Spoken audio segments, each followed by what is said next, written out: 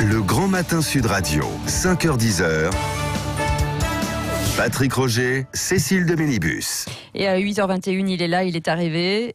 C'est Walter. Bonjour Walter. Bonjour Cécile. Visiblement, c'est officiellement la rentrée avec vous. Oui, tout à fait. Fin des vacances, tout le monde rentre, c'est le retour, même des Français, même ceux qui sont allés à l'étranger, il y en a plein. Il y a plein de Français qui sont allés partout, en Italie, en Espagne, même en Corse.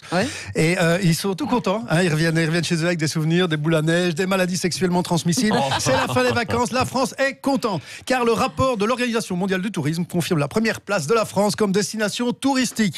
Même si de plus en plus de touristes font souvent un arrêt pour rejoindre la péninsule ibérique, où ils dépensent plus qu'ici, il faut le savoir. Ah bon ? Touristes étrangers en France, ils dépensent en moyenne 633 € quand il vient, et le même dépense 963 € de l'autre côté des Pyrénées. C'est En dégueulasse. même temps, les mecs sont rationnels. À Paris, pour 633 €, tu peux te payer une nuit d'hôtel, un steak haché, 2 verres de Côte-du-Rhône, alors qu'au Portugal, avec 963, t'achètes un village de 8000 habitants et tu te maries avec la plus belle nana du coin.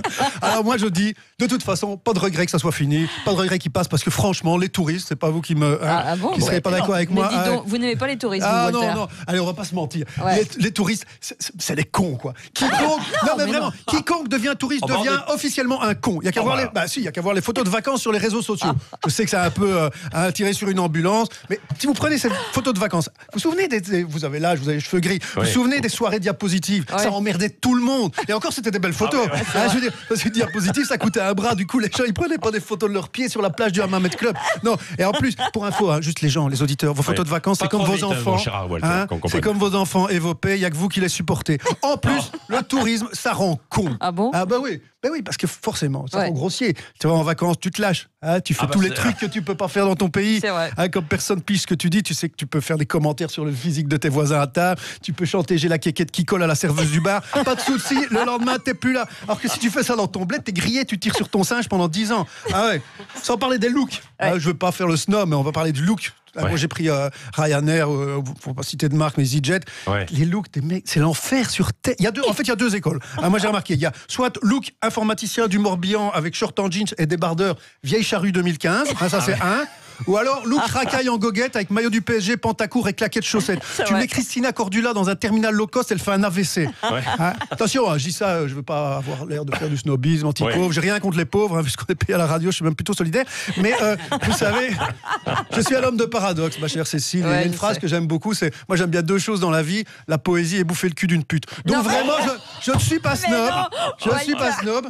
Mais, et ça va encore plus à Elisabeth Lévy, je pense que le tourisme c'était mieux avant. C'était mieux avant, ça fait partie de ces trucs qui étaient mieux avant parce que c'était plus légitime. Par exemple, au Xe siècle, tu étais scandinave. Bon, tu faisais du tourisme. Quand les Vikings sont venus avec leurs dracars et leurs gourdins pour découvrir la France. Là, ça se comprend. Les mecs, ils se gelaient les couilles en bouffant du hareng, ça donne envie de fonder le duché de Normandie. C'est normal. Christophe Colomb, il est arrivé pas exactement au bon endroit et il a fait mourir la moitié de la population du continent en éternuant 2 fois. D'accord, mais il y avait un but culturel. Vous voyez c'est ça, D'ailleurs, petite minute culturelle, le mot tourisme vient d'une tradition de la Renaissance qu'on appelait le Grand Tour. À partir du XVIIIe siècle, c'était un voyage éducatif destiné à élever les centres d'intérêt des gens.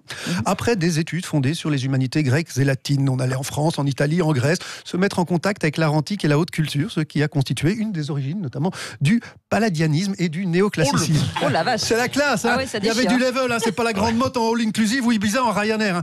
Non. Mais Walter, il y a toujours des gens qui font quand même du tourisme pour s'élever socialement, intellectuellement. Le tourisme culturel par exemple. Et alors tourisme culturel, prenez les croisières sur le Nil. Les 3/4 des gens qui voient des hiéroglyphes, ils croient que les Égyptiens avaient un œil sur la joue et une jambe qui leur sortait du cul. Les gens connaissent rien. C'est comme ceux qui vont au Louvre pour se faire un selfie devant la Joconde. Ils savent même pas si Léonard de Vinci est un peintre ou un attaquant de la Juventus. Moi, je dis plutôt que boucher ma vue, on devrait les foutre dans une pièce avec des lunettes de réalité virtuelle, avec une histoire de la peinture florentine. Comme ça, il peut regarder la Joconde tous les ans, il peut lui toucher les nibards. Ils seront contents. D'ailleurs, moi, je dis, arrêtez d'être touriste. Et comme la France aime bien donner l'exemple au monde depuis plusieurs siècles, je dis aux Français, restez ici. Restez ici. En France, il y a tout ce qu'il faut. Tu veux surfer, tu vas dans le sud-ouest. Tu veux skier, tu vas en Savoie. Tu veux t'emmerder, tu vas en Haute-Marne. T'as le choix. Et même, tu peux voir le monde rien qu'en restant à Paris. Tu veux voir la Chine, tu vas dans le 13e. Tu veux voir l'Afrique, tu commandes un Uber. Tu veux visiter la Belgique, même tu vas à France Inter. C'est au bout de la rue. Et puis, de toute façon, les gens, ils font du tourisme pour voir des monuments qu'ils ont déjà vus 1000 fois sur sur Google Images. Ça n'a aucun intérêt. C'est comme ouvrir un cadeau surprise emballé dans du papier transparent ou coucher avec une actrice porno dont tu as déjà vu tous les films. Non, ça c'est un mauvais exemple, j'ai déjà fait, c'était pas mal. Mais moi j'ai envie de dire, et allez, on va être sérieux 2 secondes pour terminer. À quoi bon aller faire du tourisme à l'autre bout du monde? Pourquoi aller voir le Machu Picchu quand vous n'avez pas visité la cathédrale de Chartres? C'est vrai, par exemple. Voilà. Allez, je vous laisse là-dessus pour relever le niveau. C'était Walter. Merci beaucoup. Allez, bonne visite à Paris. On vous retrouve la semaine prochaine, tous les mercredis, bien sûr, au point virgule. Il est complètement taré. Ce garçon est complètement taré. Bon, là, il vient de nous fâcher avec la moitié du monde. Avec la terre entière. Ouais, appelez la police. Sécurité, évacuez-le. La semaine dernière, déjà, on pensait qu'il nous avait fâché avec la terre entière, mais en fait, on n'avait pas tout vu.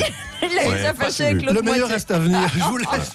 Nous sommes tous des touristes, nous sommes tous des cons. Alors, nous sommes tous des touristes dans cette vie. Non, mais c'est vrai.